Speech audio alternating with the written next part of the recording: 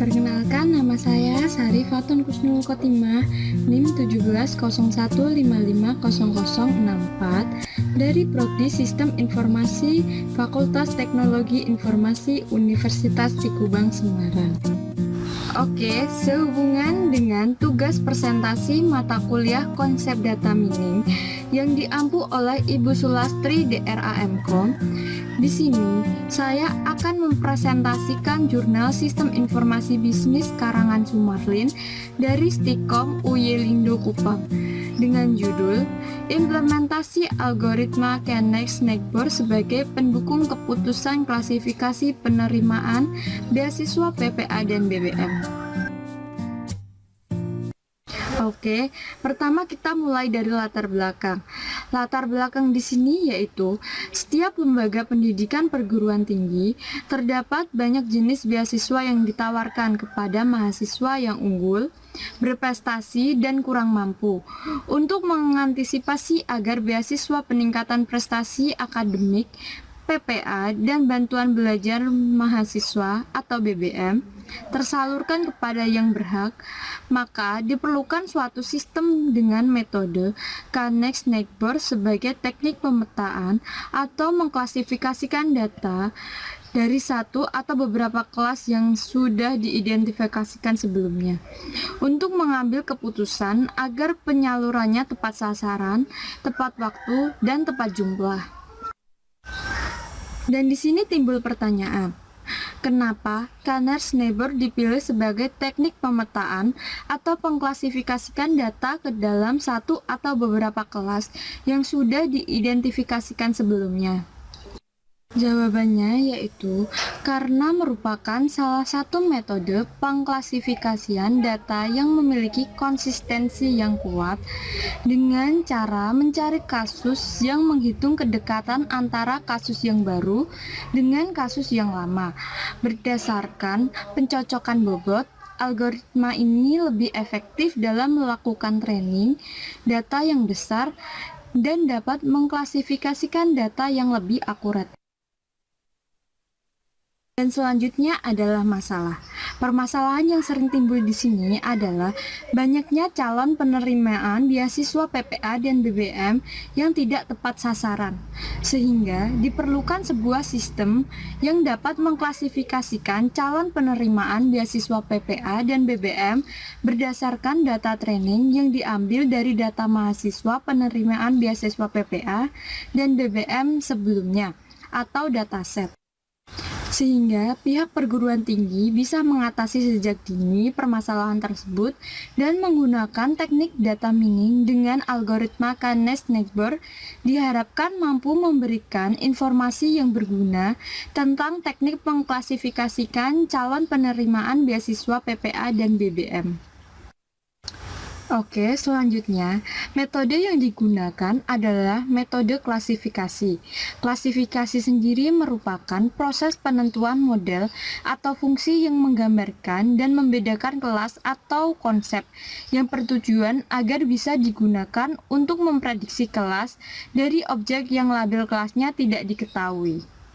Proses klasifikasi didasarkan pada 4 komponen, yaitu pertama, kelas variabel, yang merupakan kategorikal yang mempresentasikan label yang terdapat pada objek. Contoh, resiko penyakit jantung, resiko kredit, dan jenis gempa. Kedua yaitu prediktor variabel independen yang direpresentasikan oleh karakteristik atau atribut data, contoh merokok, minum alkohol, tekanan darah, tabungan, aset, dan gaji. Dan ketiga yaitu training dataset, satu set data yang berisi nilai dari kedua komponen di atas yang digunakan untuk menentukan kelas yang cocok berdasarkan prediktor. Dan keempat yaitu testing dataset, berisi data baru yang akan diklasifikasikan oleh model yang telah dibuat dan akurasi klasifikasi dievaluasi. Selanjutnya adalah hasil dan pembahasan. Penelitian ini menggunakan 320 data training yang terdiri dari 177 data penerima beasiswa PPA dan 133 data penerimaan beasiswa BBM dan 50 data mahasiswa yang tidak menerima beasiswa PPA dan BBM. Pertama, yaitu verifikasi hasil perhitungan Microsoft Excel dan sistem di sini untuk mengetahui hasil dengan menggunakan Microsoft Excel dan sistem aplikasi yang telah dibuat, digunakan 360 data sampel dan diuji validasi dengan data testing yang sama, yaitu IPK sama dengan 3,03, semester sama dengan 3, piagam sama dengan tidak ada, penghasilan orang tua sama dengan 500.000, tanggungan sama dengan 2 orang, tagihan listrik sama dengan 40.000. Maka, diperoleh hasil yang sama dari perhitungan dengan menggunakan Microsoft Excel dan sistem, yaitu klasifikasi beasiswa PPA dengan jarak kedekatan sama dengan 0,1334. Kedua yaitu pengujian algoritma. Di sini ada cross validation. Dalam penelitian ini digunakan 10 fold cross validation di mana 360 record pada data training dibagi secara random ke dalam 10 bagian dengan perbandingan yang sama. Kemudian, error rate dihitung bagian demi bagian. Selanjutnya, hitung rata-rata seluruh error rate untuk mendapat error rate secara keseluruhan. Dan diuji tingkat errornya menggunakan teknik cross validation dengan 10 volt dan terdapat 35 record volt ke 1 sampai ke 9 dan 45 record pada volt ke 10. Dari gambar ini menunjukkan hasil proses 10 volt cross validation dengan hasil pengujian menunjukkan persentase tingkat precision data terendah berada pada K sama dengan 1, yaitu 71,43% dan akurasi masing-masing mencapai 60,83% dan recall sama dengan 65,22%. Selanjutnya ada confusion metric. Di sini dapat dilihat perhitungan kedekatan kasus lama pada data training dengan kasus baru pada data testing diketahui. Dari 360 record data, 288 diklasifikasikan beasiswa, 22 data diklasifikasikan beasiswa tetapi tidak, 20 data kelas tidak diklasifikasikan sesuai, dan 30 data diklasifikasikan tidak ternyata beasiswa. Tingkat akurasi penerapan algoritma Kanner-Snijder ini sebesar 85,56%, precision 90,57%, dan recall 92,90%. Selanjutnya ada kurva ROC. Dari gambar ini, kurva ROC menunjukkan akurasi dan membandingkan klasifikasi secara visual. Dan di sini terdapat dua titik garis pada kurva ROC, yaitu garis true negative rate specificity dan garis true negative rate sensitivity. Specificity didefinisikan sebagai kemampuan alat tes untuk mendeteksi data negatif, sedangkan sensitivity didefinisikan sebagai kemampuan alat tes untuk mendeteksi data positif.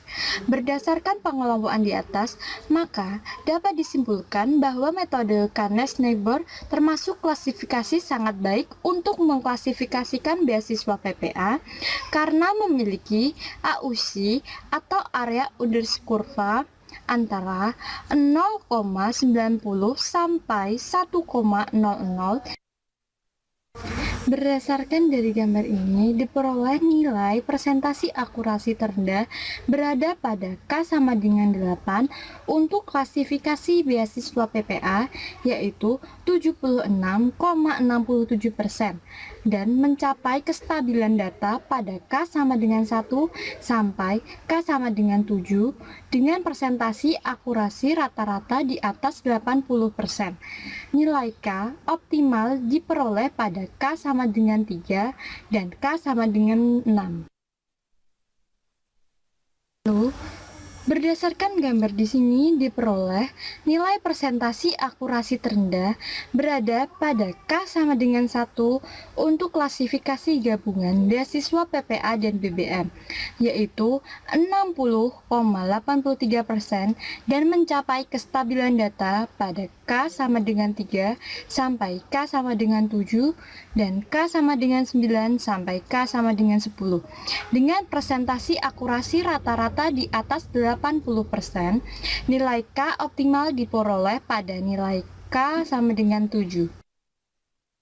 Selanjutnya, dari gambar ini diperoleh nilai presentasi akurasi terendah berada pada K sama dengan 1 untuk klasifikasi gabungan beasiswa PPA dan BBM, yaitu 60,83% dan mencapai kestabilan data pada K sama dengan 2 sampai K sama dengan 10 dengan presentasi akurasi rata-rata di atas 80%, nilai K optimal diperoleh pada K sama dengan 4 dan K sama dengan 10. Dan terakhir, yaitu dari perbandingan akurasi beasiswa PPA, BBM, dan gabungan diperoleh nilai presentasi akurasi terendah berada pada K sama dengan 1, klasifikasi gabungan beasiswa PPA dan BBM yaitu 60,83% dan mencapai kestabilan akurasi pada K sama dengan 3 sampai K sama dengan 7. Dengan presentasi akurasi di atas 80%, K optimal diperoleh pada K sama dengan 6.